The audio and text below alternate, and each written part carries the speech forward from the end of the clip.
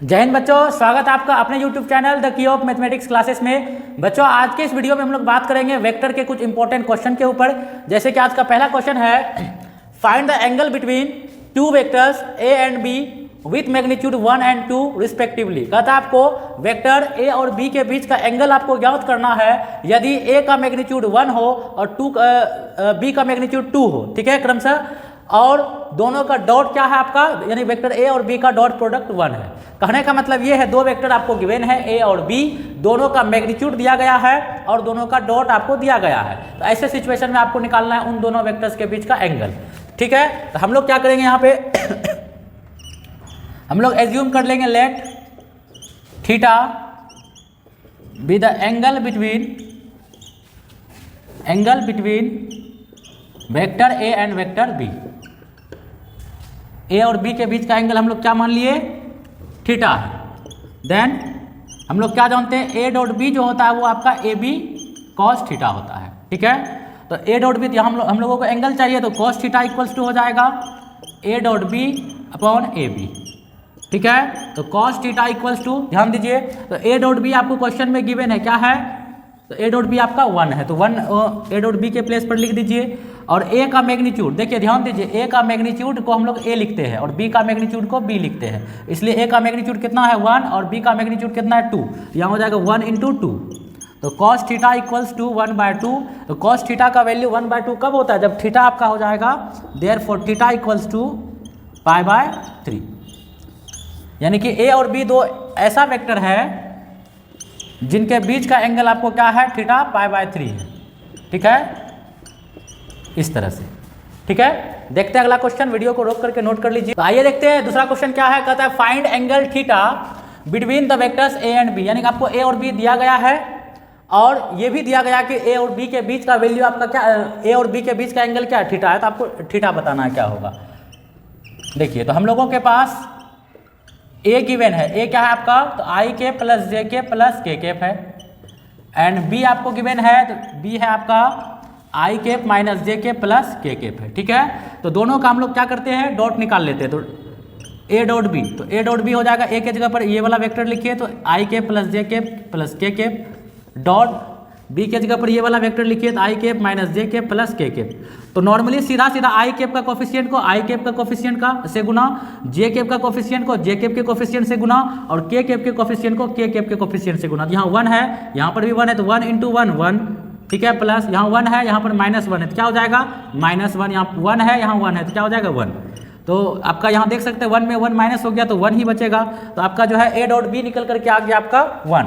तो साथ ही साथ ए और बी का मैग्नीट्यूड भी निकाल लीजिए। तो ए का मैग्नीट्यूड कैसे निकालेंगे, तो 1 का स्क्वायर 1 का स्क्वायर 1 का स्क्वायर, तो ये हो जाएगा आपका √3। फिर उसका देख सकते हैं बी का मैग्नीट्यूड, तो बी का मैग्नीट्यूड हो जाएगा 1 का स्क्वायर प्लस माइनस 1 का स्क्वायर प्लस 1 का स्क्वायर। ठीक है, ध्यान दीजिए मैग्नीट्यूड कैसे निकालते हैं। जैसे ए कोई वेक्टर है a1 आई कैप b1 जे कैप प्लस c1 के कैप, तो यहाँ पे a1 b1 c1 को वेक्टर ए का डीआरएस कहते हैं, जिसका मैग्नीट्यूड हम लोग निकालते हैं √a1 का स्क्वायर प्लस b1 का स्क्वायर प्लस c1 का स्क्वायर। इस तरह से, यानी आई कैप जे कैप और के कैप का जो कोफिशिएंट होता है उसके स्क्वायर का सम का स्क्वायर रूट ही उसका मैग्नीट्यूड होता है। तो ये हो जाएगा आपका √3। तो ये 1 हो जाएगा, यहाँ पर भी 1 यहाँ पर भी 1, तो 3 और ऊपर में क्या है रूट है, √3 हो गया। चलिए, तो हम लोग क्या निकाल लिए, वेक्टर ए और बी का डॉट भी निकाल लिए, दोनों का मैग्नीट्यूड भी निकाल लिए। अब जो है एंगल देखते हैं। Now cos theta equals to हम लोग क्या पढ़े हैं, A dot B upon A B. ठीक है, तो ए डॉट बी हम लोग निकाले 1 और ये हो गया √3 इंटू √3। ठीक है, तो कॉस थीटा इक्वल्स टू, यानी कि ए और बी दोनों का मैग्नीट्यूड क्या था आपका, √3 था। ठीक है, तो यहाँ पे बैठा दीजिए, तो √3 इंटू √3 3 हो गया, तो इसीलिए थीटा हो जाएगा आपका कॉस इनवर्स 1/3। ठीक है, नोट कर लीजिए। अगला क्वेश्चन देखते हैं। तो दूसरा क्वेश्चन देखते हैं क्या है कि if a equals to 5i cap minus J cap minus 3 K cap and vector b equals to I cap plus 3 J cap minus 5 K cap, then show that the vectors a plus B and a minus B are perpendicular, यानी a और b दो vector given है आपको, तो उन दो vectors a और b को लेकर के आपको दिखाना है कि a प्लस बी, यानी a और b यदि वेक्टर है, a और b दो वेक्टर है तो दोनों का सम यानी योग भी क्या होगा, वेक्टर होगा, डिफरेंस भी क्या होगा, वेक्टर होगा।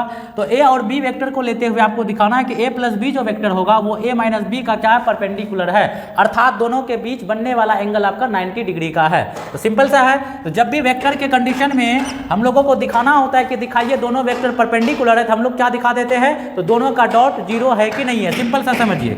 यदि ए कोई वेक्टर है और इस पर यदि कोई दूसरा वेक्टर मान लिया जाए बी है, दोनों के बीच का एंगल यदि 90 डिग्री है, तो डेफिनेशन ऑफ डॉट प्रोडक्ट यानी ए डॉट बी होता है ए बी कॉस थीटा।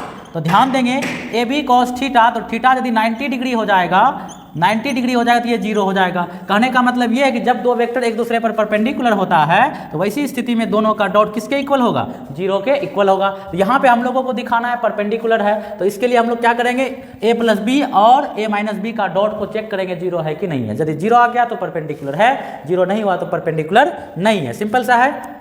तो उसके लिए पहले आपको क्या करना होगा, ए और बी के हेल्प से पहले आपको ए प्लस बी और ए माइनस बी निकालना होगा। तो देखिए यहाँ पे चूंकि इफ का कंडीशन है तो वी हैव लिखेंगे, we have sorry 5i cap minus J cap minus 3k cap and vector b equals to i cap plus 3j cap minus 5k cap, ठीक है। तो देयरफॉर a प्लस बी निकालते हैं, तो a plus B निकालेंगे तो जोड़ेंगे 5 plus 1 6i cap minus j plus 3 तो plus 2j cap minus 3 minus 5 तो माइनस 8k कैप हो गया, ठीक है। a प्लस बी निकल गया, a माइनस बी निकाल लीजिए एंड a माइनस बी। तो a में इसको a में b को घटाएंगे तो i का i कैप में i कैप वाला घटेगा, j कैप वाला में j कैप वाला, k कैप वाला में k कैप वाला, जैसा एडिशन में वैसा सब्ट्रैक्शन में।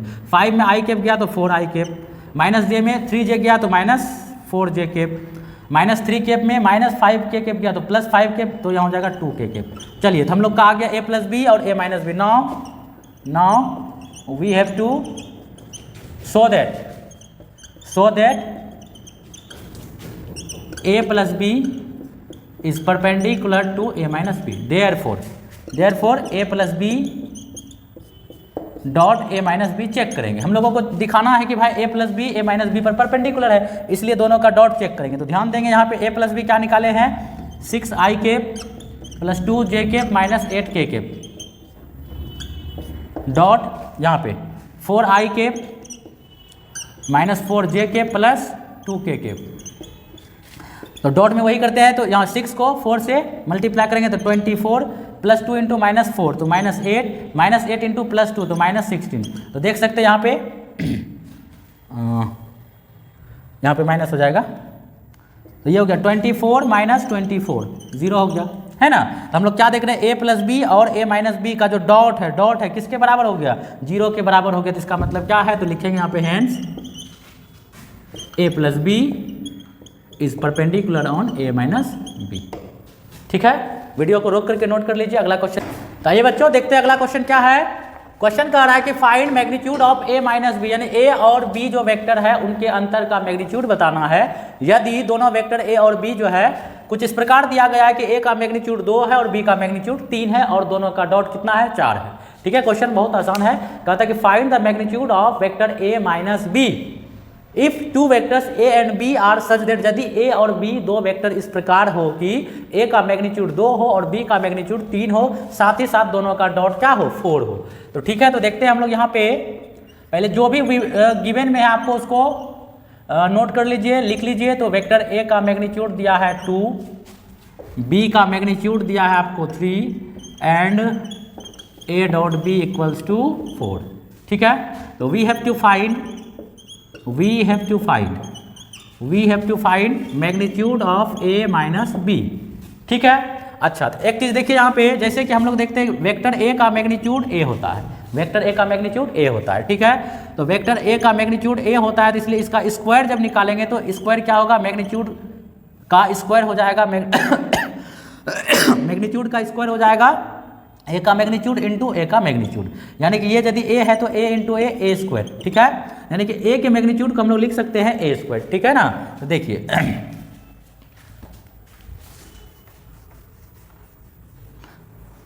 और एक चीज देखिए, किसी भी इंडिविजुअल वेक्टर का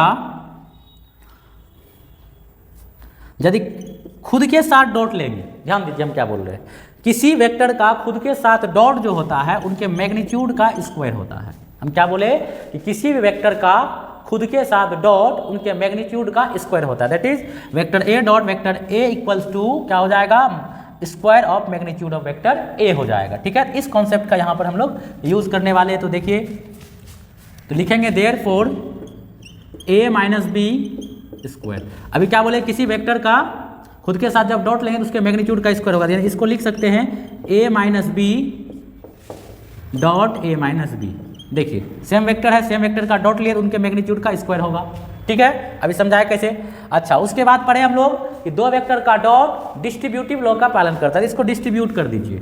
ठीक है, तो डिस्ट्रीब्यूट करेंगे तो यहाँ हो जाएगा वेक्टर ए का मैग्नीट्यूड का स्क्वायर ए डॉट बी हो जाएगा, प्लस इंटू माइनस माइनस तो ए डॉट बी हो जाएगा, फिर यहाँ पर माइनस इंटू प्लस तो माइनस बी डॉट ए हो जाएगा। ठीक है, फिर माइनस इंटू माइनस प्लस तो मैग्नीट्यूड ऑफ बी का स्क्वायर हो जाएगा। तो ध्यान देंगे यहाँ पे ए के मैग्नीट्यूड का स्क्वायर। एक चीज़ देखिए यहाँ पे ए डॉट बी क्या को हम लोग लिख सकते हैं बी डॉट ए। दो वेक्टर का डॉट प्रोडक्ट कम्यूटेटिव लॉ का पालन करता है, अर्थात उसके पोजीशन को आगे पीछे लिखिएगा वेक्टर को तो उससे कोई फर्क नहीं पड़ेगा, यानी ए डॉट बी को आप बी डॉट ए लिख सकते हैं, ए डॉट बी को बी डॉट ए लिख सकते हैं। यहाँ पे लिखेंगे ए डॉट बी और बी डॉट ए की जगह पर यदि ए डॉट बी ही लिखे तो यहाँ हो जाएगा 2 ए डॉट बी, बी का मैग्नीट्यूड का स्क्वायर। ठीक है, अच्छा अब ध्यान दीजिए, तो यहाँ पे ए का मैग्नीट्यूड दिया था 2, तो 2 का स्क्वायर हो गया यहाँ, तो 2 का स्क्वायर हो जाएगा 4। ठीक है, नेक्स्ट स्टेप में 4 लिख देंगे, तो ध्यान दीजिए। अच्छा, ए डॉट बी क्या है 4, बी का मैग्नीट्यूड क्या है 3, तो 3 का स्क्वायर, तो ये हो गया 4 8 प्लस 9, तो हो जाएगा आपका यहाँ पे 5। ठीक है, तो 5 हो गया आपका क्या, तो a माइनस बी का मैग्नीट्यूड का स्क्वायर हो गया 5। तो हम लोगों को क्या चाहिए, तो therefore magnitude of a minus B. अब ध्यान दीजिए यहाँ पे, तो वेक्टर मतलब कि मैग्नीट्यूड का स्क्वायर था 5, a माइनस बी का मैग्नीट्यूड का स्क्वायर आया है 5, हमको चाहिए क्या, a माइनस बी का मैग्नीट्यूड, तो यानी स्क्वायर उधर जाकर स्क्वायर रूट में चेंज होगा, तो स्क्वायर रूट में चेंज होगा तो रूट 5 हो जाएगा। अब सवाल है कि प्लस माइनस के साथ क्यों नहीं हुआ, तो क्योंकि मैग्नीट्यूड नेगेटिव नहीं होता है। ठीक है, तो उम्मीद करते हैं आज का सेशन आप लोगों को बहुत पसंद आया होगा, और तब तक इतने सारे क्वेश्चन का प्रैक्टिस कीजिए। फिर मिलते हैं कुछ इंपॉर्टेंट क्वेश्चन लेकर के नेक्स्ट वीडियो में। वीडियो को लास्ट तक देखने के लिए धन्यवाद।